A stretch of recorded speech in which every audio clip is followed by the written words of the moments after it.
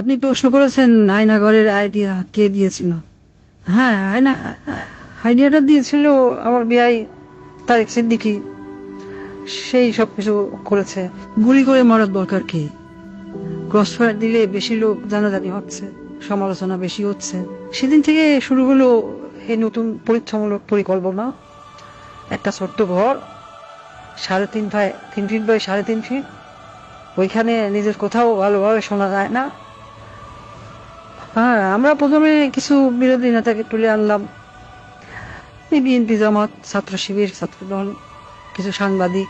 ওদের জায়গা হলো সেই আয়না ঘরে। প্রথমে কয়েকদিন ওরা দেয়ালে ঘুষি মারতো।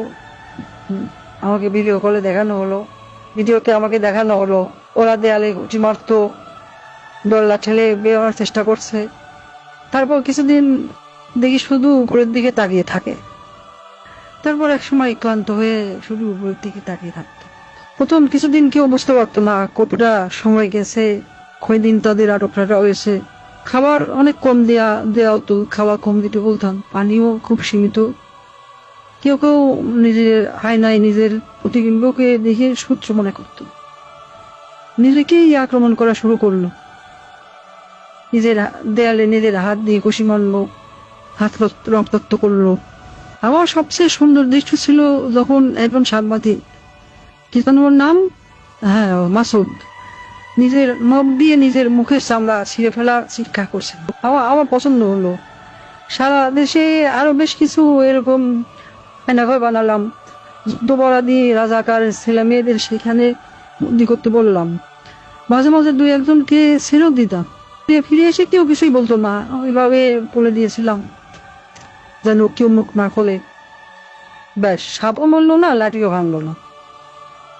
মানুষ ভাবলো যান বাঁচাতে স্বেচ্ছায় আত্মগোপন করেছিল, কিন্তু আমার আসল শক্তি ছিল প্রচারণায়। আমার দলের নেতা কর্মীরা, তারাও এই ব্যাপারটা বিশ্বাস করতে পারে। সত্যকে আমরা এমন ভাবে ধামাচাপা দিয়েছি, কেউ বিশ্বাসই করতে পারছে না আয়নাঘর আসলে ঘর বলতে সত্যি কিছু ছিল। আমি হাসলাম, কারণ কেন জানেন, একবার যদি সত্য মিথ্যাকে আর মিথ্যাকে সত্য বলে চালিয়ে দেওয়া যায়, তাহলে আর কিছু করার দরকার নেই। মানুষের মনে সন্দেহ ঢুকিয়ে দেওয়াই যথেষ্ট। আমার বাবা বলতেন, একবার যদি কেউ নিজের চোখে দেখা জিনিসকে সন্দেহ করতে শিখে, তবে সে নিজের জীবনের উপর বিশ্বাস রাখে না। তখনই তুমি তাকে সম্পূর্ণ দখল করে দিতে পারবে। আমি তাই করেছি। আমি তাদের মনের উপর শাসন করেছি। আমি তাদের কল্পনাকে বন্দি করেছি।